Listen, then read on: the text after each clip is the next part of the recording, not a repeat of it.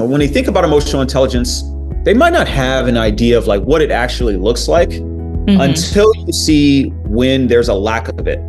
And I think in many workplaces, you can spot a lack of emotional intelligence. When someone is micromanaging you, there is oftentimes a belief or a thought or a feeling that that the person doing the micromanaging believes that you are incompetent or that you're not able to fulfill some responsibility in the way that they want or the way that they expect. But the reality is they don't ever ask you questions or unpack why certain things aren't being done the way they need to. And there's assumptions that are formed. There's judgments that happen. There are unpleasurable emotions that spawn up not only in the micromanager, but also in the person being micromanaged, thus creating a toxic workplace.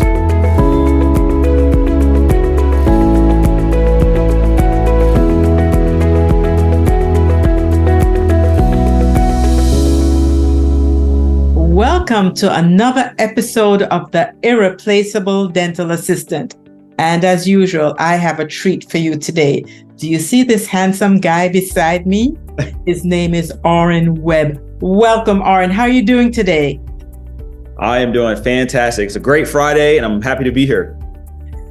Well, I can see that on your face. TGIF. Thank goodness it's Friday, right? Right. Orrin, I know a little bit about you, but can you share for our viewers and listeners who Orrin Webb is and what he brings to the table? Yes. So as Heather said, my name is Orrin Webb, and I go by the emotional intelligence guy on different social channels like TikTok and Instagram. But that really spawned from a sincere passion I have for the ability that is emotional intelligence. And being able to apply that in relationships, whether at work or at home.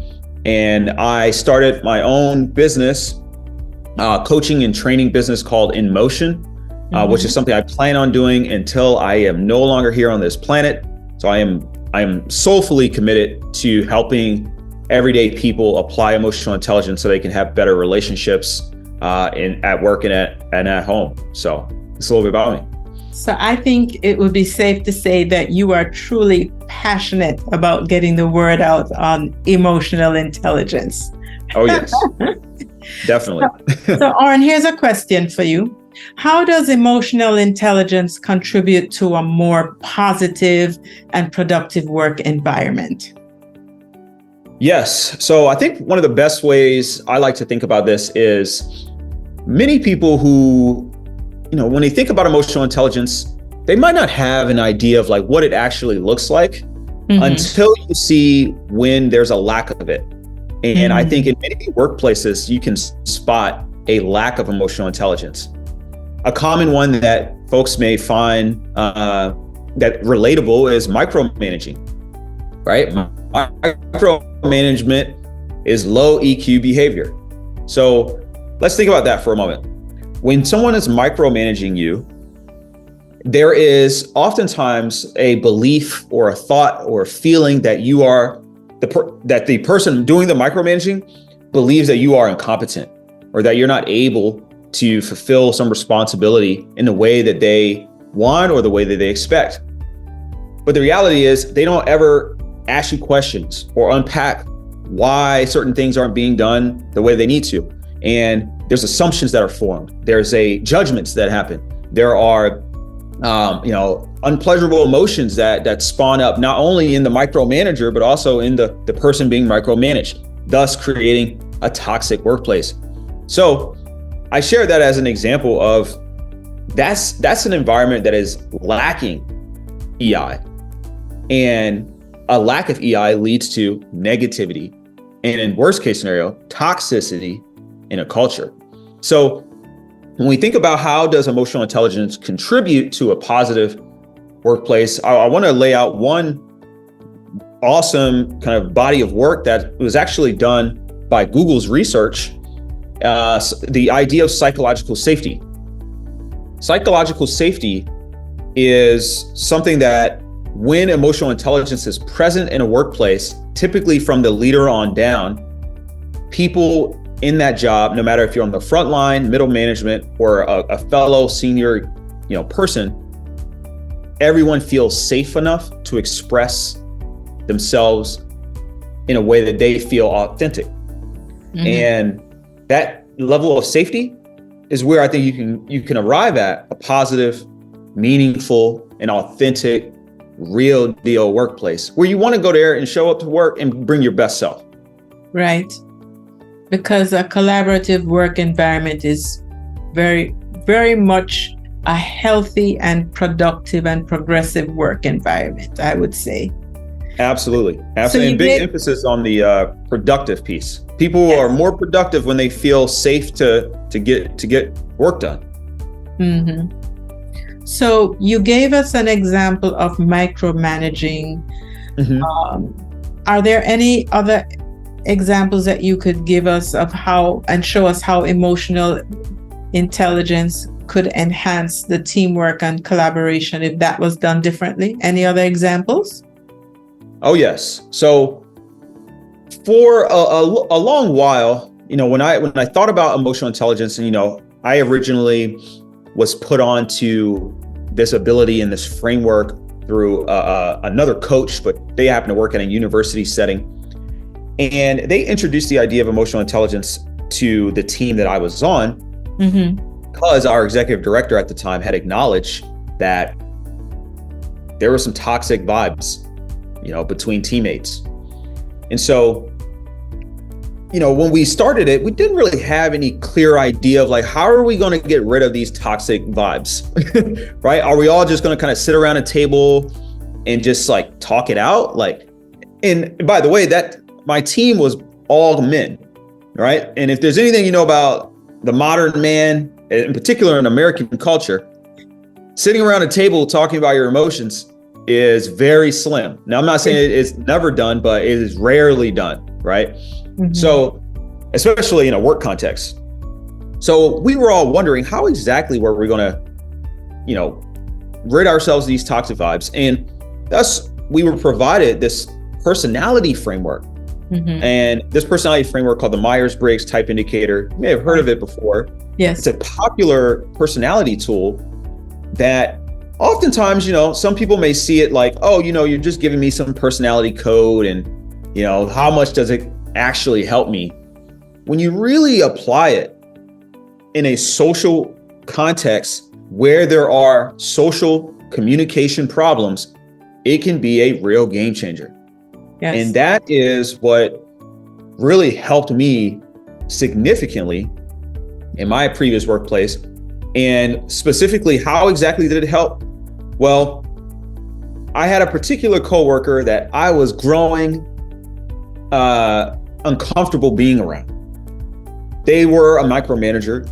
They were very controlling, and they did not appreciate my creative problem-solving abilities, which, mm-hmm. by the way, goes to the core of my being. So put another way, they weren't appreciating my existence. Hold up. We're going to have a problem. Right?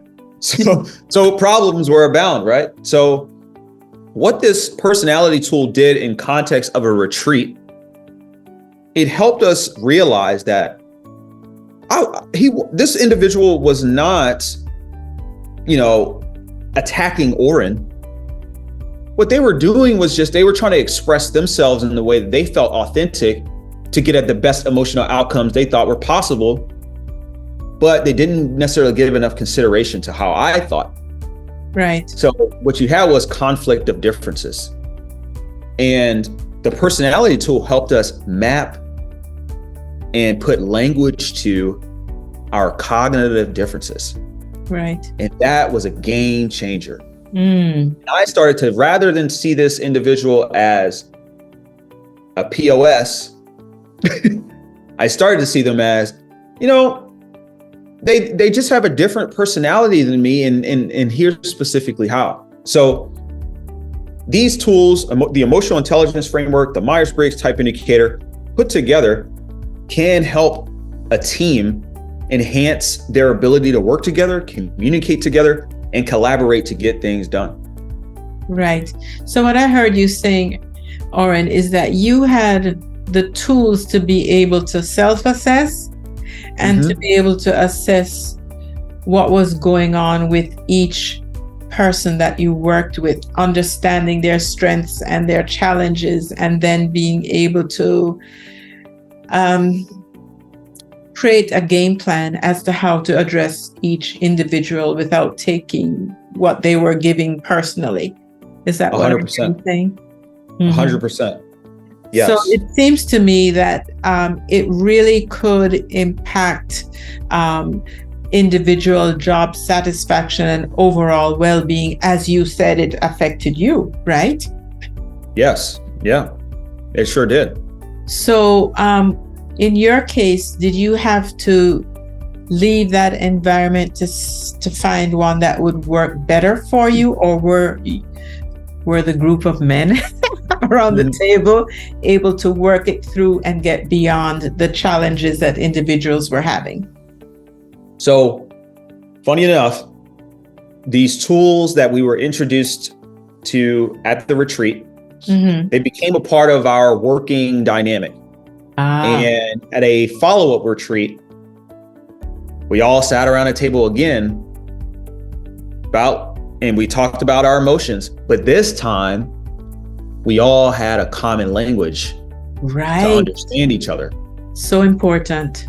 Right? So we sat around that table and we all had our personality reports out.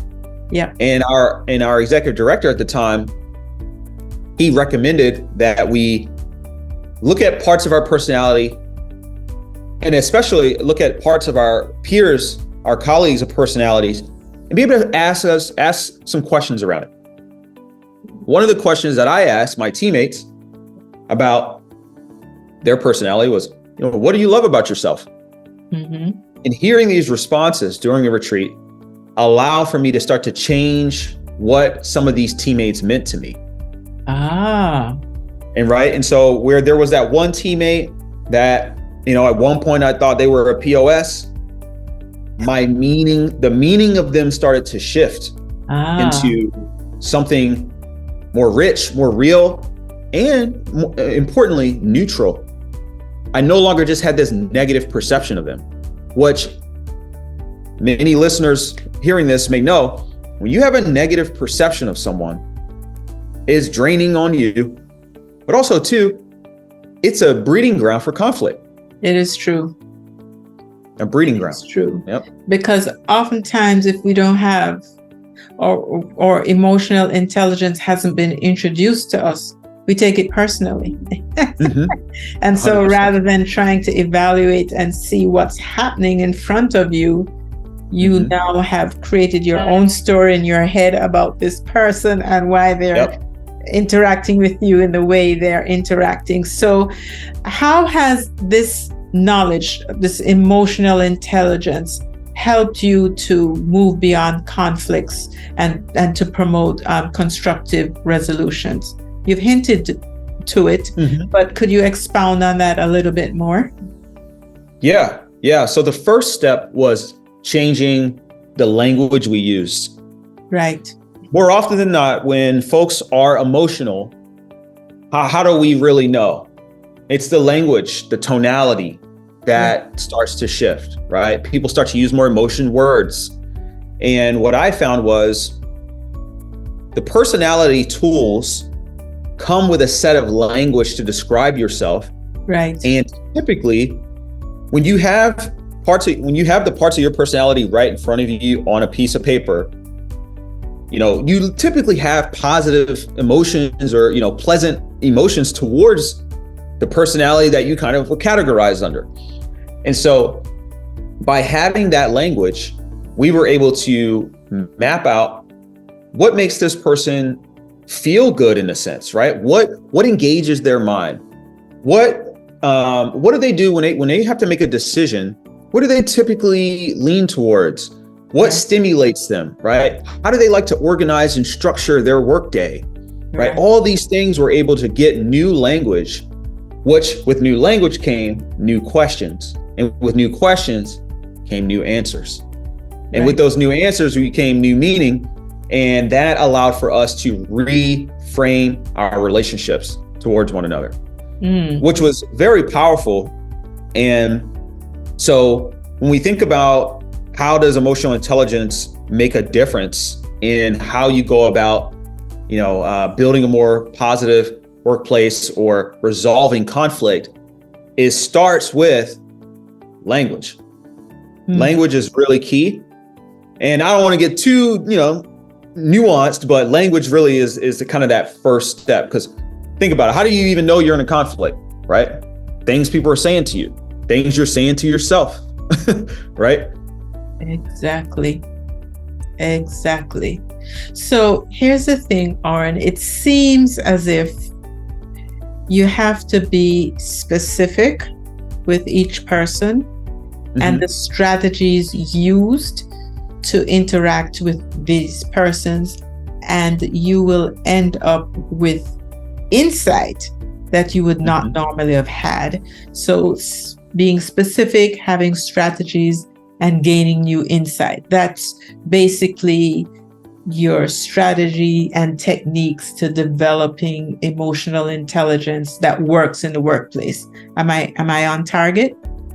Yes. Specificity works best, and the reason why is what a lot of neuroscientific research is showing nowadays is that emotions are the way in which human beings construct meaning out of physical sensations in the world, right? Physical sensations in their body and how their body is kind of interfacing with the world. Now, here's what's interesting. People are different. People are unique. There is no other Heather, Don, Lawson, Myers. That's true. There's only one. There's only one Orrin Webb Jr., right? So the way in which I am creating emotions in my experience, I might use the same word as you. I might say I'm angry. You may say you're angry, but anger may look totally different in terms of how it even emerged, right? So part of the value of emotional intelligence is getting granular with the emotions that you specifically are present to. Yes. Also having the awareness to ask questions, not assume what people are feeling, but to inquire about the state of their being, the state of their mind, the state of their emotional, creating emotions, and the state of their personality. And through that inquiry opens up the opportunity to really learn about somebody else. Right. And I think that's where you can truly build a meaningful relationship. So, Orrin, you would say start by being curious rather than making assumptions, because that's right. As you have said, we may send out different codes that seem similar, but mean two different things from two different individuals. So would you say that, being able to foster empathy helps to build strong relationships and effective communication among coworkers? Yes, I would. And I would add that empathy is really hard to develop. And here's why, right? I think a lot of folks think they're empathetic, but you to really know if you're empathetic, you got to go through some tests. You got to go through some tests, right? And I think part of those tests are like trying to empathize with people who think radically different than you. Yep. Right? If you can empathize with someone that has a polar opposite political, world, cultural view than you, now we're talking empathy, right? Yeah. And, I'm not religious necessarily, but I think somewhere in the scripture with Jesus talks about, right, loving thy neighbor, right? And kind of, even if that person is like an enemy, right, demonstrating love, right? It's like, well, some people say, how can you even do that? That don't even make sense. Well, empathy is difficult. That's why some of the best leaders in the world are those leaders like Martin Luther King Jr., because he was able to demonstrate cognitive empathy, emotional empathy, and be able to map what are the people that hate me? What are they really feeling? What are they present to? What emotions are they navigating, right? And I bring up Martin Luther King in particular because think about the time that he was leading in. a time where it was the norm for, discrimination on the basis of something that people had no control over. Right. And still the fact that I remember reading in his book, Strength to Love, and this was to me like a masterclass in empathy. He referred to some of the racist folks down in the South as brothers and sisters who were blind. He would say, my blind brothers and sisters. Not these racist bigots, POSs, we about to bring the heat, no, he wasn't ready to clap back. He was ready to open arms. Let's talk. Tell me why you're navigating this, right? Constitution says X. Why are we doing this, right? So that to me is the true power of empathy, but it is hard to get there. You got to practice, and especially got to get practice in with people who do not think like you. Again, we come back to this notion that you have to be curious. You have to be willing to and listen and just listen, so that you can get the other person's perspective, that even if you don't agree, you understand the lens through which they are looking or viewing what you're looking at. Yeah, I get that. That. So I would imagine that someone who has good emotional intelligence would have a good mechanism to handle problem solving in a professional setting. Would you agree? Could you speak to that?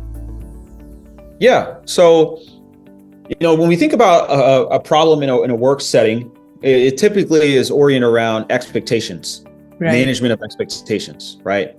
So if you think about it at work, hey, you're expected to think about it just like showing up to work on time. I'm expected to be there let's take the general hours of 9 to 5 o'clock, right? If I show up at 11 a.m., right, there's going to be a problem. Yes, there will be. Right? There's going to be an issue because everyone had accepted and agreed upon a common set of goals or rules. Right. And if you broke them without any sort of foreshadowing that you were going to, or any sort of heads up, you're going to have that problem. Now, how would an emotionally intelligent individual, a high EQ folk, how would they handle a situation like that? Well, you said it earlier. You start with curiosity. Right. We may not know exactly why this person showed up 2 hours late. The first question you got to ask yourself, if you are, managing or navigating a problem with an employee, is this a one-time situation or is this a trend? Right. Right. If it's a one-time situation, definitely be curious. Don't come in trying to, police the situation, bring the heat, as I like to say, right? Because that's immediately going to create conflict that may be unnecessary conflict. Now, if it's a trend, right, then you got to look to be a little bit more tactful, but hold the person accountable and set some consequences that are very clear. Right. If the trend continues, this is the outcome. Do you want that? Right. So I think the power of EI applied at work in problem solving is you start with curiosity to really understand the source or the basis for the issue. You determine whether it's a one-time issue or a continuous issue or trend. And then from there, you formulate the pathway to solution, which is if it's a trend, lay out, here are the consequences of a trend like this. Right. Help me understand if this is something that you want to avoid. If you want to avoid this consequence, I can help you. If you do not, this is what it's going to be. Right. And if it's a one-time issue, I think, with the curiosity, you can have a conversation to reset expectations, recommunicate expectations, and agree to any sort of new expectations that may be necessary to prevent the issue from happening again. Right. So, Orrin, can you share any success stories or case studies that you are aware of where organizations have benefited significantly from incorporating EI into the work environment? Yes. So one company I worked with, and actually was a former employer, we did a retreat, because that's typically how how emotional intelligence trainings and these workshops kind of fit into a workplace setting through this form of workshops. So we did a workshop where we had reflected on our prior year. Mm-hmm. And we really wanted to map out, what were the highs and lows, and how could we take this time to really learn about each other's personality, and everyone took the assessment, the MBTI assessment, and we actually laid out everybody's personality code, and we looked at the pattern. And what was interesting was we saw that we had a dominant extroverted team. Mm-hmm. We had a dominant sensing team, folks that tended to focus on details and facts. A thinking preference team, meaning that when it came to decision making, we were looking to be objective and decisive on whatever the facts were. And we had a more perceiving team, which was more casual, kind of go with the flow.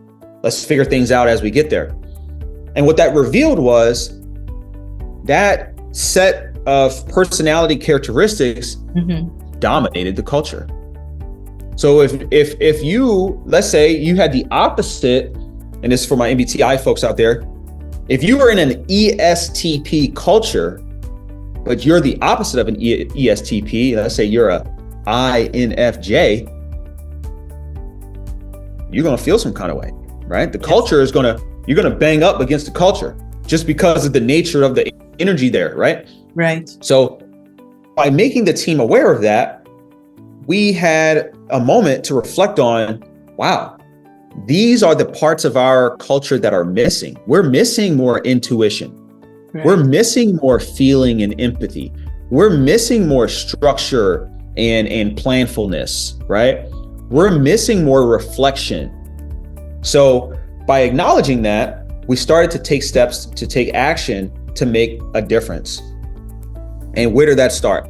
Number one, they instituted having a retreat at the end of each quarter to do what? To ensure that there was time for reflection in a culture that was always go, go, go. Right. Number two, from an intuitive standpoint, during the retreats, we would seek out information to examine the relationship dynamics, to really understand how are things going with people. Do we feel like we're bringing our best foot forward? We're really trying to map out what sort of emotional data is present for us where that can help us make better decisions, right? That then fed into, from a cultural standpoint, who on our team, this deals more on the feeling side, who on our team do we need to better integrate, right? Who on our team may be feeling left out? Right. Who are the low performers on our team, and do we really know why they are not performing well? Yes. Right? Because it's easy to just look at some data in a spreadsheet and say, oh, they're at 60%. You know why? Right? Exactly.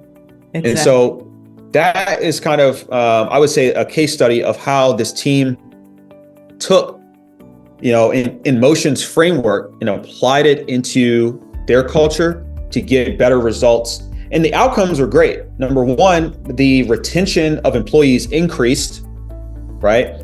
Our hiring improved because we started asking better questions in interviews.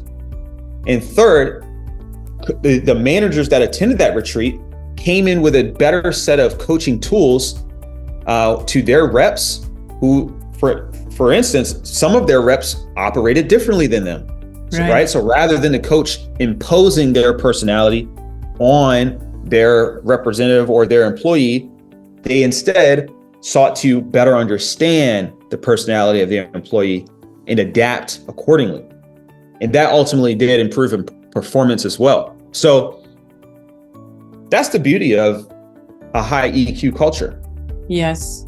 And, the last point is what sticks with me, in the sense that the initial evaluation where somebody may have been performing at 60%, finding out why and adjusting the environment or adjusting the approach could have moved from 60 to 85, 90. Right. Yeah. Just understanding the person and what they need and where they thrive and where their shortcomings are allows you to support them in a work environment that will elevate them. Yeah. Yeah. And it's easy to assume everybody thinks the way I do. That's the So truth. when I'm coaching them, they are thinking like me. So I'm going to show them the data that I always look at. Right. I'm not going to ask anything deeper than that. I'm not going to ask anything adjacent to that. I mean, I see this so much in a workplace where, there's what I call personality prejudice. I need to write a book on this stuff. Personality prejudice, shadow culture. It plagues a lot of corporate spaces. And the sad part is that it's not really presented a solution right now of like how to actually resolve it. Yeah. And I think maybe I need to build a product for that. Well, yeah. So let me tell you a little bit about my story. Mm-hmm. I used to attend this meeting, and I knew for sure that we would just thrash things out and get down to the final decision. And invariably, this one person would say, "Wait a minute." Eyes would roll. Everybody would just think he's the flying the ointment. But the reality is his personality was as such that when we were hovering over the big picture, he saw details. And it was after understanding the value that he brought to the meeting that we were able to stop the eye rolling and and recognize that he balanced us, And so understanding who people are and how they show up and how they show up can benefit us, can really allow us to see people, circumstances in a whole new light. Yeah. Absolutely. So yes. Absolutely. Get going on that product. Yeah. I definitely need to, huh? So Orrin, with the rise of remote work and virtual communication, how has emotional intelligence become even more crucial in today's work environment? Yeah, and I am a remote employee at my 9 to 5, and I've been in that state since COVID, and so I've been on the forefront, in the trenches, really seeing how EI plays a role. One thing I've noticed is that there's less communicating remotely, right? At least verbally, right? Yes. Mm-hmm. You send directives. There's a lot of, exactly. There's been a significant increase in text versation, as I'd say, rather than conversations, right? Where we're connecting in person and having just kind of casual conversation, casual dialogue.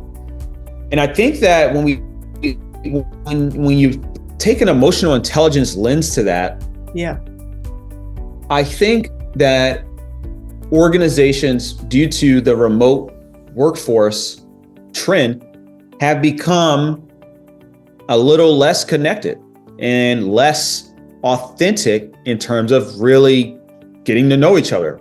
Right. And so I think that that's definitely a trade-off to remote work, which does provide a lot of flexibility to a lot of different people in society, working moms, for example, right? So I think leaders need to acknowledge that when it comes to a remote workforce and we're trying to be an emotionally intelligent team and culture, we need to really lean into what our employees really need. What do our teams need, right? Let's go and have a one-on-one conversation with the remote employees, or if you got a really big organization, right? Maybe do a survey of sorts, but really ask those folks that are remote, what do you need from us, right? What would you want to see more of, right? How do you like to feel connected? Doing that, being curious in a social space like that, I think can at the very least give you some ideas of how to navigate it. But I'll be honest though, I do not think that emotional intelligence as an ability is a silver bullet to the remote dynamic, because nothing beats in-person connection. I mean, in-person connection is, like if I was in the space that you're in right now and I'm sitting right in front of you, we got mics and all that, right? It's a different vibe, it's a different energy, right? We might be playing off each other's kind of body language. But, being in a box, a digital square, right? You're missing that element. So I think that's hard to overcome. Yeah. So our environment is a dental office. Mm-hmm. And I see the importance for proper interaction and interplay between teammates important, and having the emotional intelligence to recognize how to navigate your way in that space is great. But the other thing that is important is understanding your clients, your patients. Everybody comes in a little different. Everybody shows anxiety in a little different way. Mm-hmm. As you say, some may show fear as anger, while others are visibly concerned or a little scared or whatever. And now, because of COVID, we have virtual assistants who will make appointments for clients and all of that. So that's another layer that we have to really look at keenly, because your first introduction to your office may not even be somebody in your office. Right. Who is setting the appointments and who may not fully understand the culture in your office. So lots of food for thought, Orrin. We've just begun this journey, but there's room for quite a bit of exploration. But one thing we know for sure is the more versed we are with emotional understanding of ourselves and those around us and those that we serve, the healthier the environment. Absolutely. 100%. Couldn't have said it better myself. So, Orrin, I always ask my guests when I'm coming to the end of the podcast if they have a particular quote that they'd like to share with us. You have a favorite? I do. And it is a quote that I created. Okay. And no, I have a lot of quotes. I am a quote kind of guy, but one that stood out to me that's relevant to this topic is a realization that I had as I began, several years ago, 7 years ago, actually, doing this type of training and coaching. And the quote reads, "Whenever you are uncomfortable, there's something new to learn about yourself." That is so true. That is so true. Can you say that again for us, please? Yeah. Whenever you are uncomfortable, there's something new for you to learn about yourself. And that deserves an exclamation mark. Right on. Yeah. We have not been taught how to look inwardly and process how we're feeling and why we're feeling what we're feeling. So that statement takes us back. Pause, look inwardly. How are you feeling? Why are you feeling that way? What is there to learn from this feeling? I love Absolutely. That's a perfect way to end. I have one more thing to ask you. Yeah. Will you consider coming back at another time and sharing more of your gems with us? Absolutely. I have an ocean of gems to share, and part of it is really getting down to the nitty-gritty around what are those common personality types in U.S. culture, and how do you adapt to those particular personality types, and how do you apply emotional intelligence in the face of your opposite? So I'd be more than happy to come back. This is such a pleasant time. I'm glad that you enjoyed it as much as I did. And if my listeners or viewers wanted to contact you, what would be a good way to reach you? Yeah. So I'm all over social media. Feel free. You can follow me on TikTok, Instagram, wherever you consume your daily feed of social media content. But if you wanted to learn more about, what it means to get in motion and to experience the EQ crew, is what I call it, my community membership around long-term emotional intelligence training and practice, you can go to my website, inmotion.com. It's spelled EN mocean.com. Awesome. Thank you so, so much. Absolutely. Thanks for having me.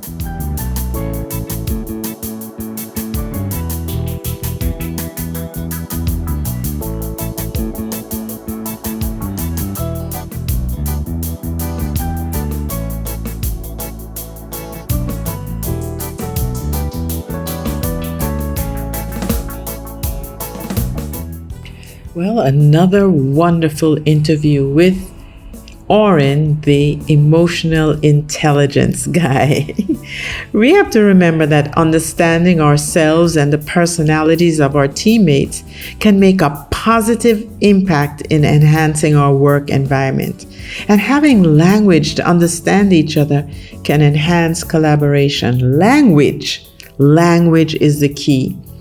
Personality rules give us language to communicate openly with our teammates, but we need to be specific with gaining new strategies, and that will allow us new insight. We have to be consistently curious. Increased curiosity decreases judgment. The more curious we are, the less judgmental we are. And for us leaders who have remote workers, we have to be mindful that texting, while it is important to delegate and give information, it's not the same as conversation. So we have to make sure that our team members who are connecting virtually, that we find opportunities to connect with them and get to know them, and to ensure that they know us as a team, because they have to carry our culture as well. So leaders, be deliberate about connecting with your remote workers. And I leave you with Orrin's quote: "Whenever you are uncomfortable, there is something new for you to learn about yourself." Now I'm out of here for today, but subscribe if you haven't. Find us on Apple, our website, Google, YouTube, Spotify, and like, and share. Life is better when we live, learn, and grow together. See you the next time.